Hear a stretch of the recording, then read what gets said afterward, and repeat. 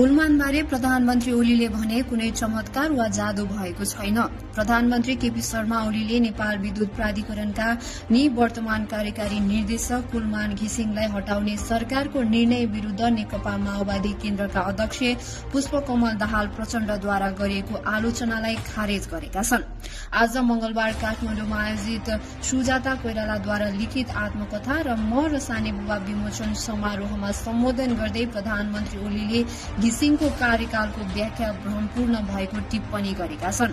प्रधानमन्त्री ओलीले घिसिङको कार्यकाललाई महाकवि लक्ष्मी प्रसाद देवकोटाको काव्य प्रमिथसका पात्र प्रमिथससँग तुलना गर्न खोजेको आरोप लगाएका छन्। उनले प्रचण्डको आलोचनालाई लक्ष्य गर्दै उनले माओवादीले कुलमान घिसिङलाई प्रमिथस जस्तो व्याख्या गर्न खोजेको बताएका हुन्, जसलाई पृथ्वीमा आगो ल्याउने बदला हजारौं वर्षसम्म ढुङ्गाको ट्रेपमा कैद गरिन्छ।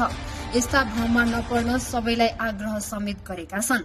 ओलीले थप्दै प्रचण्डले भने कि प्रमिथसले उज्यालो ल्याए, तर यसमा कुनै चमत्कार वा जादु थिएन। वर्षौं लगाएर गरिएको कामलाई चमत्कार जस्तो व्याख्या गर्नु गलत रहेको छ। माओवादी केन्द्रका अध्यक्ष प्रचण्डले घिसिङलाई हटाउने निर्णयलाई खेदजनक भन्दै यसलाई गलत कदम भनेका थिए।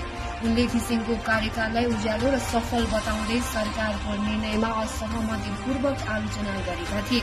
घिसिङलाई हटाइने निर्णय विरूद्ध चौतर्फी आलोचना भइरहेको छ। प्रधानमन्त्री ओलीले घिसिङको स्थानमा नयाँ कार्यकारी निर्देशक हितेन्द्र देव साकेलाई नियुक्त गरेको, जो प्रचण्डको सरकारमा निकम्मा बनेका थिए। यो विषयले राजनीतिक वाद विवाद र भ्रमका बीच क्याम्पसदेखि सरकारसम्म बहसको रूपमा लिएको छ, जसको प्रभाव विद्युत प्राधिकरण र सरकारको छवि र कार्यशैलीमा पर्ने निश्चित देखिएको छ।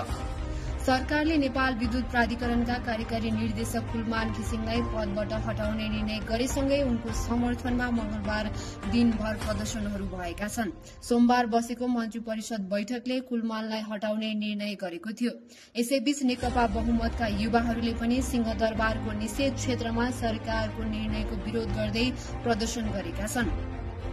नेकपा माओवादी केन्द्रका अध्यक्ष पुष्पकमल दाहाल प्रचण्डले नेपाल विद्युत प्राधिकरणको कार्यकारी निर्देशक पदबाट कुलमान घिसिङलाई हटाउने विषयमा आपत्ति व्यक्त गरेका छन्। पूर्व प्रधानमन्त्री समेत रहेका अध्यक्ष प्रचण्डले सरकारको उक्त